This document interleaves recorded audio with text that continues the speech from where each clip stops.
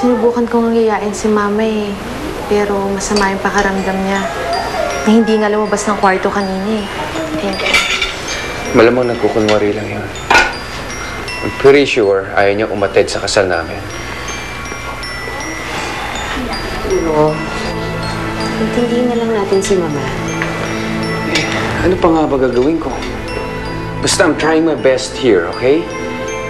Gusto ko maging parte siya ng buhay natin, but what can I do kung tanggi siya ng tanggi?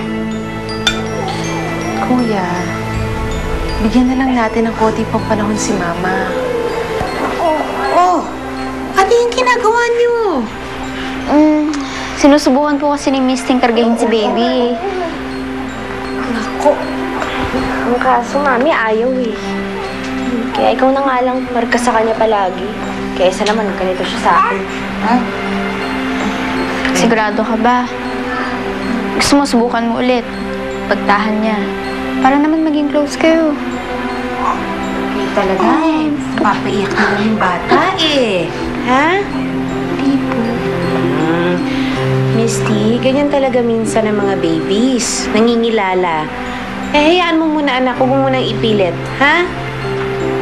Oh, sabi ko sa'yo eh. Kung siguro tinatamad ka lang. Di kaya.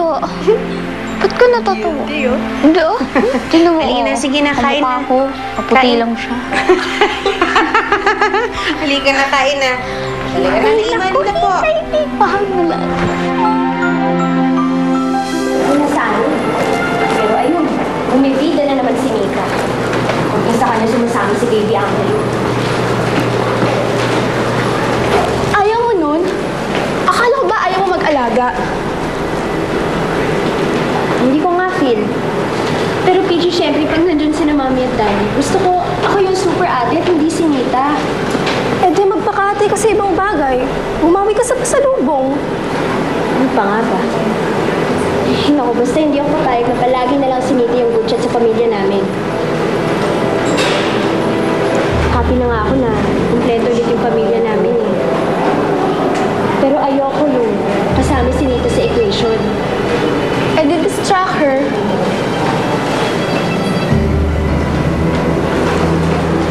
Stay.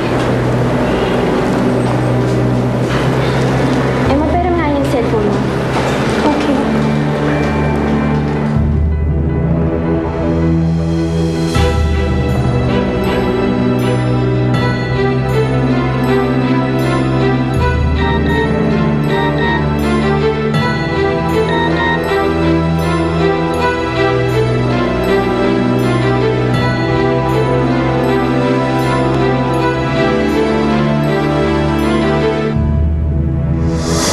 Alex, ayoko na dito.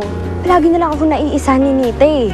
Nasusuka na ako sa kanya. Kung hindi kita mahihikayat, umuwi kasamang apo ko, pues, kukunin ko si Misty. Hindi ko talaga pwedeng talikuran si Mang Ben. Kung sakasakali ba, are you ready to pursue a case against Danica? Gusto ko managot din siya. May araw din kayo sa akin. At isinusumpa ko, hindi kayo magiging masaya. Napanood mo ang mga nakakaantig na tagpo sa